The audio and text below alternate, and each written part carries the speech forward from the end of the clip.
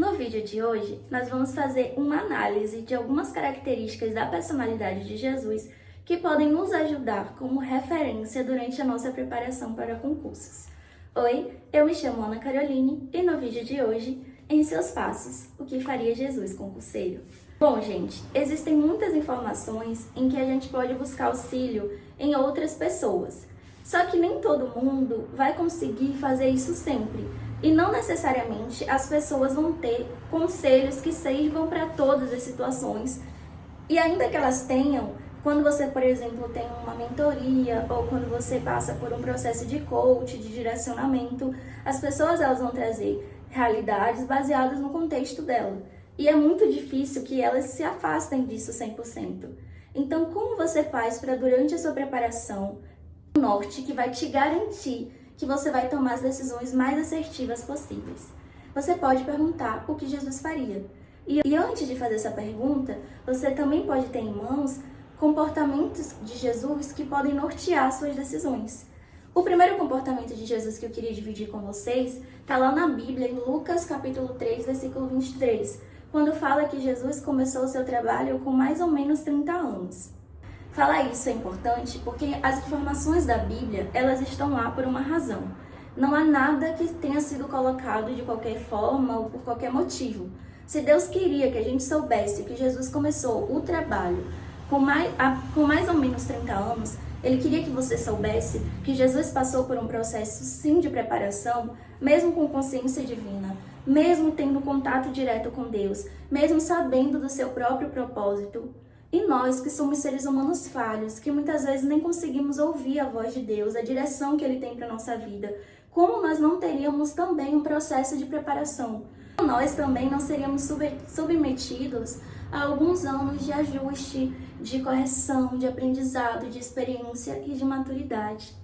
Então, esse processo antes da sua aprovação, que não vai ser 30 anos, como foi com Jesus, que tinha um propósito de salvação da humanidade. Ele requer tempo. E a gente precisa validar o tempo do preparo para ter noção de como será o propósito ou o tempo da colheita. Característica 2 da personalidade de Jesus é a definição. Vocês vão ver que lá na Bíblia, em Lucas 43 a 52, conta uma historinha de um momento em que Jesus se afasta ali dos familiares e a mãe e o pai dele ficam muito preocupados. E quando eles encontram Jesus de novo, ele está na casa de Deus. E aí a mãe de Jesus pergunta para ele por que ele estava ali ou onde ele estaria. Ela se sente, preocupada com o Senhor Jesus. E ele responde: não sabia onde eu deveria estar? Eu estou exatamente onde eu deveria estar, na casa do meu pai. Jesus, com 12 anos, era definido. Ele disse para os pais, e ele queria deixar isso claro para mim e para você, que independente do momento da vida onde você se encontre, você precisa estar nos lugares certos, exatamente os lugares que vão colaborar para o seu propósito, os lugares que têm a ver com o seu futuro. E quando as pessoas te encontrarem, elas têm que saber: fulano deveria estar aí mesmo, fulano deveria estar estudando, fulano não está empreendendo, fulano não está trabalhando na indústria, fulano não está atirando para todos os concursos. É aí que alguém que definiu a carreira que quer para o futuro deveria estar. Então, essas são as reflexões que você precisa trazer para a sua vida quando você estiver confuso. Se eu tenho um propósito de ser um concurseiro da área policial, porque no futuro eu vou ser policial, então em mim tem que estar muito claro o lugar onde eu devo estar hoje, que é estudando essas matérias. Se eu vou fazer um concurso, concursos que eu possa aproveitar esse conhecimento, ou concursos que não exigem de mim desviar do meu foco, a não ser que eu esteja numa situação muito complicada, em que eu preciso de um trabalho rápido, mas se eu já estou no meio do caminho, eu vou continuar seguindo e sabendo que eu estou exatamente onde eu deveria estar. Outra característica da personalidade de Jesus era que Jesus era muito humilde. E a gente tem uma passagem que traz essa referência, quando os discípulos perguntam para Jesus quem é o mais importante. E brilhantemente o Senhor Jesus traz essa alusão, Aqui na terra, quem é mais importante? Quem serve ou quem está sendo servido? E, obviamente, que aqueles discípulos pensaram que aquele que está sendo servido é o mais importante.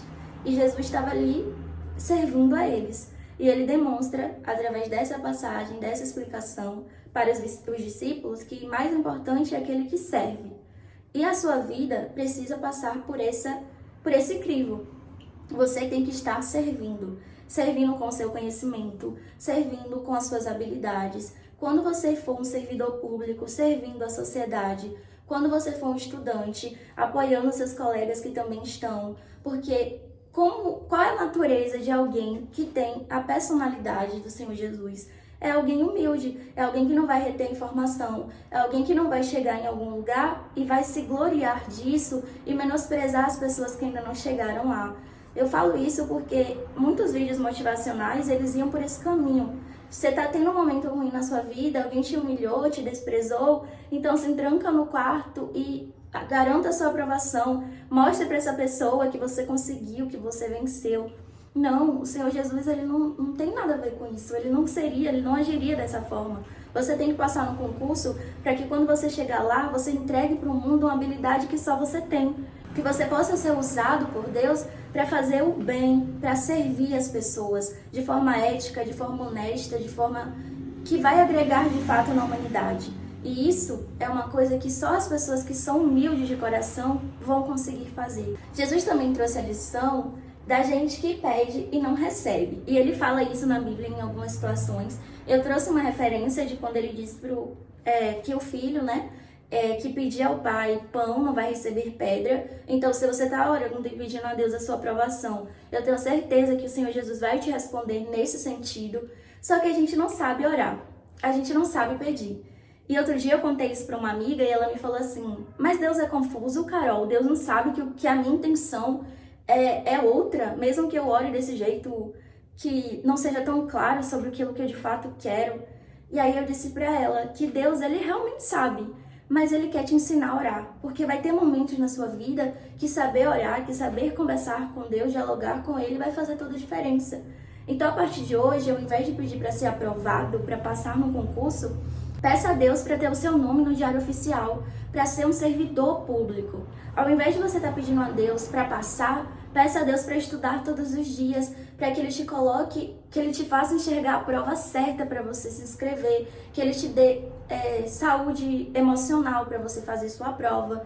Esses pedidos, essas orações inteligentes vão também despertando o seu inconsciente daquilo que você precisa ajustar. De que você não quer que um milagre caia do céu. Você quer que Deus te dê forças para estudar todos os dias. De que você não quer só ser aprovado e ter seu nome lá para falar para todo mundo: ei, passei. Não. Você quer de fato exercer essa função. E quando chegar lá, ser bem remunerado por ela. Ter um impacto social positivo nisso. Pedir a Deus também que te coloque num concurso em que a sua saúde mental seja preservada. Que você possa ser feliz nesse espaço. Não um emprego que seja por dinheiro ou por qualquer outro motivo que te adoeça quando você finalmente conseguir alcançá-lo. Esses pedidos fazem com que a gente se aproxime da serenidade da consciência do nosso Senhor Jesus, que mesmo sendo Filho de Deus, orava constantemente. A oração que a gente faz muitas vezes é mais para o nosso inconsciente e para a gente, até mesmo para que Deus atenda, porque Ele já sabe os desejos do nosso coração, Ele sabe quem nós somos e Ele também tem um propósito, Ele sabe o órgão público exato onde Ele vai contar com você. Só que para a gente destravar essas bênçãos, para que essas bênçãos que estão retidas sejam liberadas, a gente tem que se alinhar a essa personalidade que é tão linda. E o último, amizades. Eu quero muito falar com vocês sobre isso e ouçam bem o que eu vou dizer para vocês. Jesus tinha 12 discípulos, só que quando ele foi ao monte, ele levou apenas 3 para orar junto com ele. As pessoas podem saber que você estuda para concurso? Podem. As pessoas vão acabar eventualmente sabendo? Sim. Mas quem você vai levar para subir no monte com você? Para quem você vai contar que de fato você vai prestar uma prova nos próximos dias? Que prova você vai prestar? Que nesse final de semana que você desapareceu, na verdade, você estava fazendo um concurso.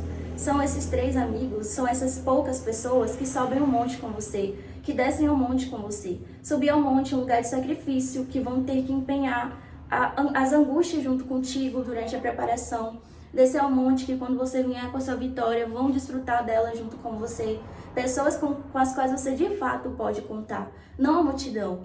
Então, esconder que estuda para concurso é um pouco difícil, porque a sua mentalidade muda, você acaba vivendo isso quase que o tempo todo. Mas demonstrar a sua intimidade, aquilo que Deus falou para você e só para você, isso você guarda e divide só com aqueles que Deus disser que pode.